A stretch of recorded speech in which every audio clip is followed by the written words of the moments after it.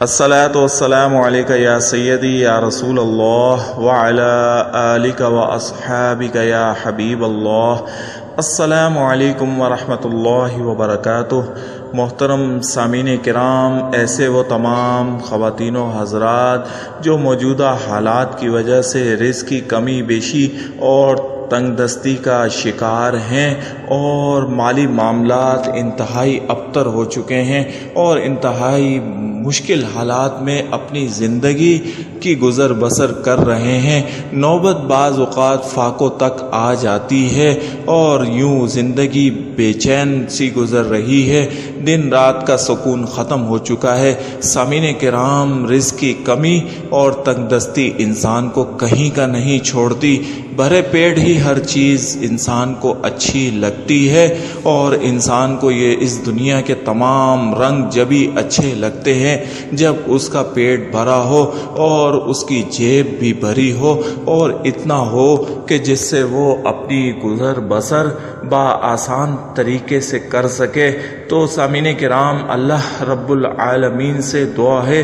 کہ اللہ رب العالمین ہم سب کو رزق کی کمی، تنگ دستی اور معاشی پریشانی سے ہمیشہ بچائے رکھے اور اپنا خصوصی فضل و کرم فرمائے۔ سامعین کرام، رزق کا تعلق اللہ کے فضل و کرم سے ہوتا ہے اور یہ اس کو مل کر ہی رہے گا۔ کوئی جان دنیا سے اس وقت تک نہیں جا سکتی جب تک وہ اپنا رزق پورا نہیں کر لیتی۔ یہ میرے رب کا وعدہ ہے اور ہمارا اس پر یقین ہے کہ ہمیں جو رزق ہمارے نصیب، ہمارے مقدر میں ہمارے رب نے لکھ رکھا ہے وہ ہمیں ہر صورت مل کر رہے گا۔ لیکن سامعین کرام، ہم دعا سے اور مقدس ترین آیات سے، کلمات سے اپنے رب کو منا سکتے ہیں اور اپنے رزق میں اضافہ کروا سکتے ہیں، اپنی مالی پریشانی، مالی بحران، رزق کی کمی اور تنگ دستی سے نجات پا سکتے ہیں۔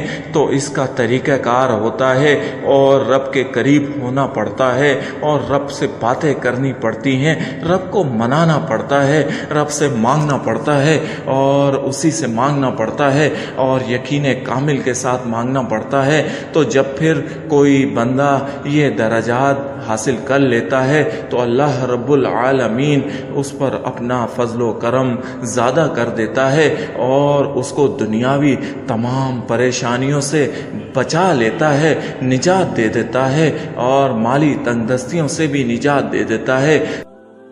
عام طریقہ کار نوٹ کر لیں، یہ ایک مکمل اور باکمال مجرب ترین وظیفہ ہے۔ تمام حضرات سب سے پہلے نماز کی پابندی کریں اور اس کے بعد چلتے پھرتے استغفار کریں کہ استغفار کرنا رزق کی کمی بیشی کو دور کرتا ہے اور اللہ کے فضل و کرم کو قریب کر دیتا ہے۔ اور اس کے بعد مغرب کی نماز کے بعد باوضو حالت میں قبلہ رخ ہو کر بیٹھ جائیں اور اپنے ذہن میں مکمل یکسوئی رکھیں، مالی بحران اور مشکل حالات کی طرف کا تصور کرتے ہوئے آپ 11 بار درود شریف پڑھیں۔ 11 بار درود شریف پڑھنے کے بعد پھر آپ 21 مرتبہ آیت الکرسی پڑھیں، پھر 21 مرتبہ سورۃ الاخلاص پڑھیں اور پھر 11 بار درود شریف پڑھیں۔ بس یہ چھوٹا سا وظیفہ ہے، 11 بار درود شریف، 21 بار آیت الکرسی، 21 بار سورۃ الاخلاص اور 11 بار درود شریف پڑھ کر اپنے رب سے مانگیں، میرے اور آپ نے رب سے مانگیں اور خوب مانگیں اور رو رو کر مانگیں اور اس پر یقین رکھتے ہوئے مانگیں۔ اور یہ 2 صورتیں جو آپ پڑھ چکے ہیں یہ آپ کو اللہ کے قریب کر دیں گی اور آپ پر اللہ اپنا خصوصی فضل و کرم فرمائے گا اور معاشی بحرانوں سے نجات عطا کر دے گا، رزق کی کمی تنگ دستی دور کر دے گا۔ آپ یہ وظیفہ لگاتار کرتے رہیں اور جب تک کرتے رہیں جب تک آپ کے حالات ٹھیک نہیں ہو جاتے اور آپ معاشی بحران سے، رزق کی تنگ دستی سے باہر نہیں آ جاتے۔ یہ وظیفہ کرنے کی سب کو عام اجازت ہے، یہ صرف پاکی کی حالت میں ہی آپ نے پڑھنا ہے، ناپاکی کی صورت میں بالکل نہ پڑھیں اور اس کو کھلا پڑے، یعنی جب تک پڑھتے رہیں، جب تک آپ معاشی بحرانوں سے نجات نہیں پا لیتے، اپنے حالات آپ کے ٹھیک نہیں ہو جاتے۔ اللہ رب العالمین سے دعا ہے کہ اللہ رب العالمین تمام مسلمانوں پر اپنی خصوصی رحمت فرمائے، مجھ پر آپ پر اپنا کرم فضل و کرم فرمائے، اور اس کی کمی تنگ دستی سے ہم سب کو نجات عطا فرمائے۔ آمین یا ارحم الراحمین، آمین۔